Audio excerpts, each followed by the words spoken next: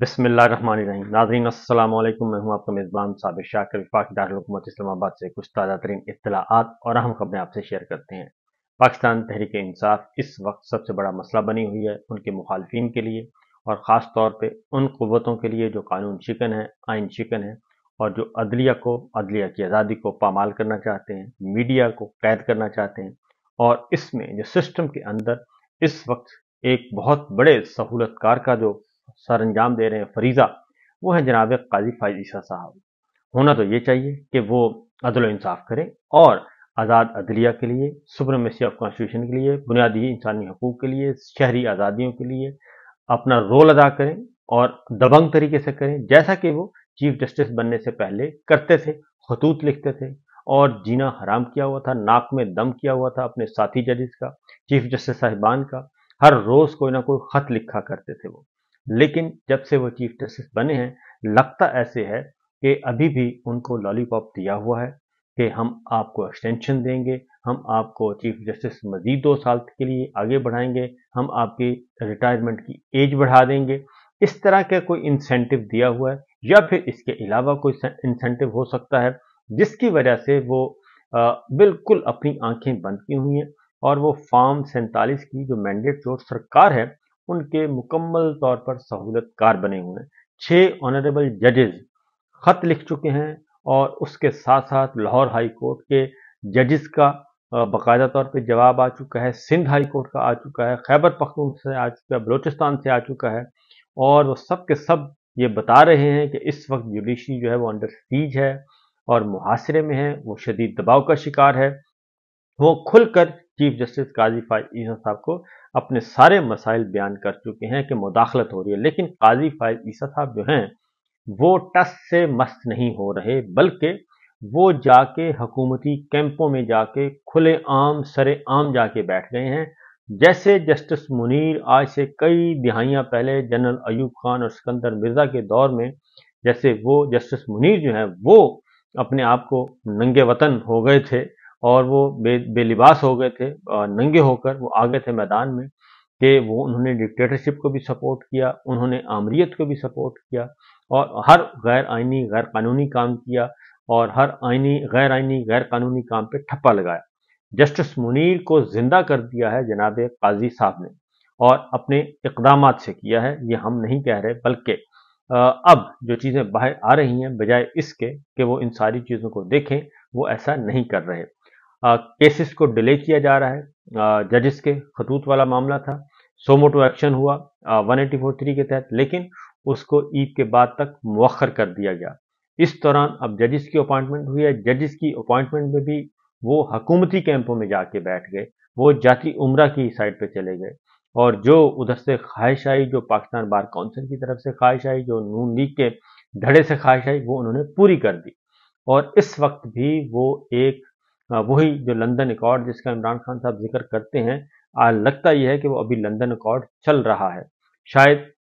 उनको अंदाजा नहीं। इसीलिए पाकिस्तान तहरीक इंसाफ की तरफ से एक सख्त किस्म का जवाब आया है। और क्योंकि इमरान खान साहब से मशावरत के बाद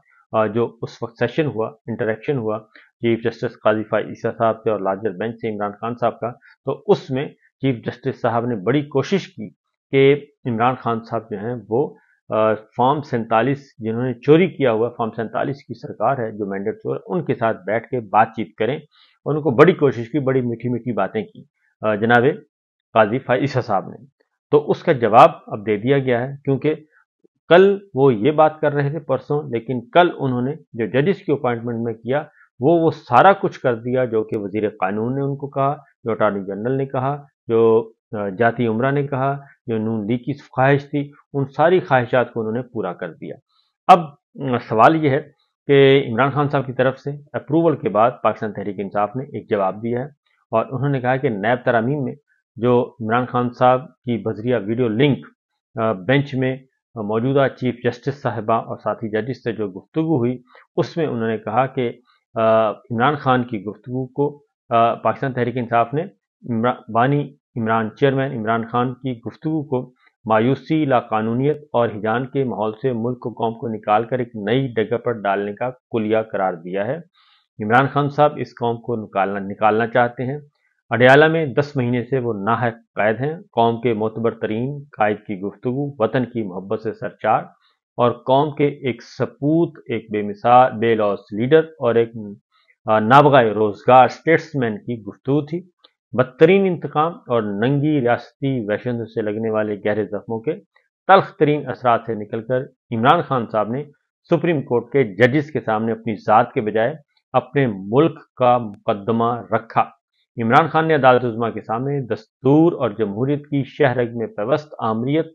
के खूनखार दांतों का जिक्र किया। इमरान खान ने चीफ जस्टिस और उनके साथी जजेस के सामने निशानदेही की कि गैर एलानिया मार्शल लॉ कैसे रियासत की रगों से दस्तूर, कानून और जमहूरियत को निचोड़ रहा है और 24 करोड़ शहरी बुनियादी हकूक के लिए बिलक रहे हैं। इमरान खान ने मुल्क में करप्शन के इंसदाद के वाहिद आवाज और खुद मुक्तदरा के इशारों पर नाचते नैब के हाथों बदतरीन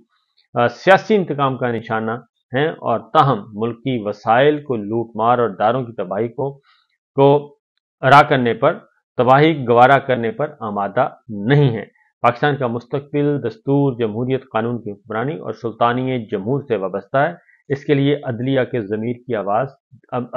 ज़मीर को आवाज़ दी गई है और खुद बदतरीन नाइंसाफ़ी का निशाना बनने के बावजूद इमरान खान साहब अपने मुल्क और कौम के लिए अदल व इंसाफ के असूल की खातिर अदलिया की तरफ देख रहे हैं। पाकिस्तान तहरीक इंसाफ ने यह भी कहा है कि अडयाला जेल से बेगुनाह मकीन ने रियासत खुसूसन अदलिया को जो राह दिखलाई है वो पाकिस्तान की बका, तरक्की का रास्ता है और दुआ यही है, पाकिस्तान तहरीक इंसाफ ने कहा है कि दानिश जो है वो हमाकत पर गालिब आ जाए और मुल्क को कौम का सोचा जाए।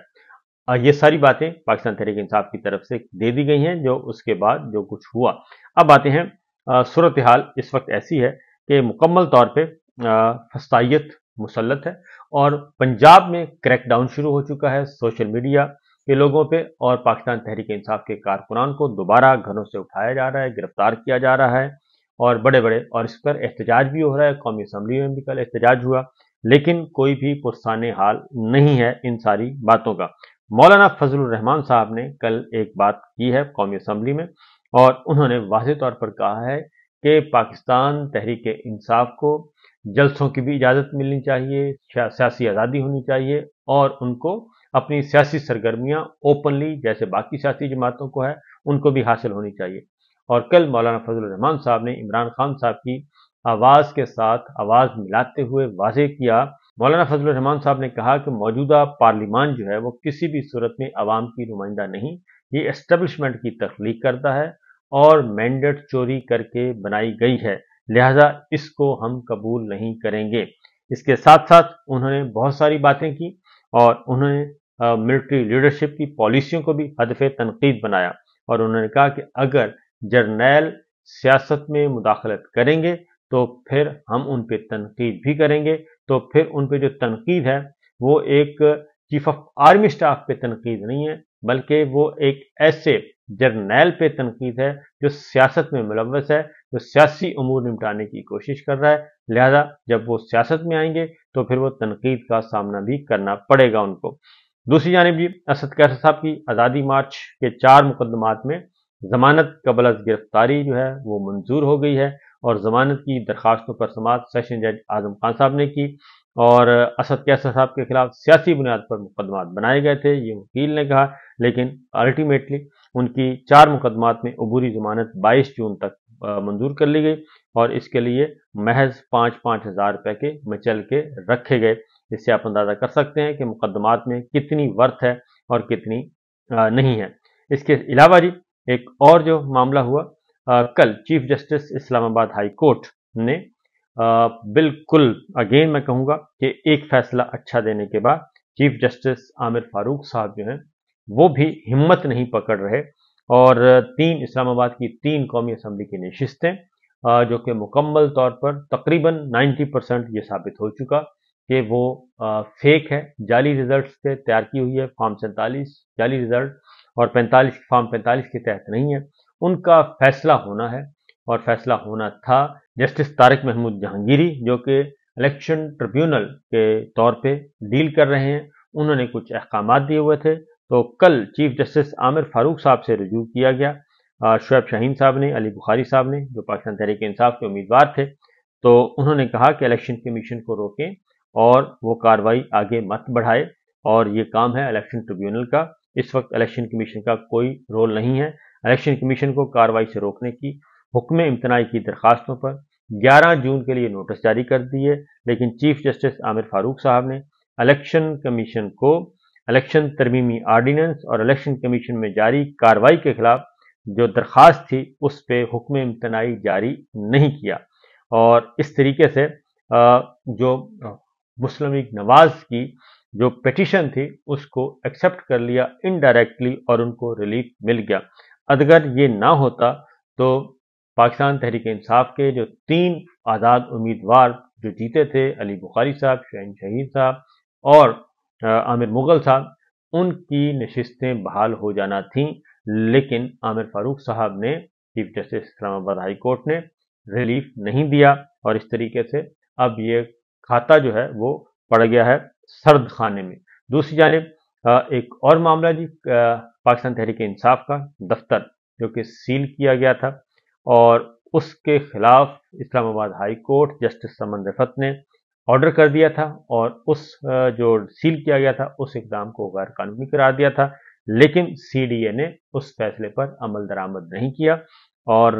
पाकिस्तान तहरीक इंसाफ का मरकजी सेक्रेटेरिएट बदस्तूर बंद है। इसको फिर चैलेंज किया पाकिस्तान तहरीक इंसाफ के वकील शुएब शाहीन साहब ने, और उन्होंने जस्टिस समन रिफत ने कहा कि हम इसको आइंदा हफ्ते इस मुकदमे को सुनेंगे, लिहाजा इस पर समाअत होगी आइंदा हफ्ते को।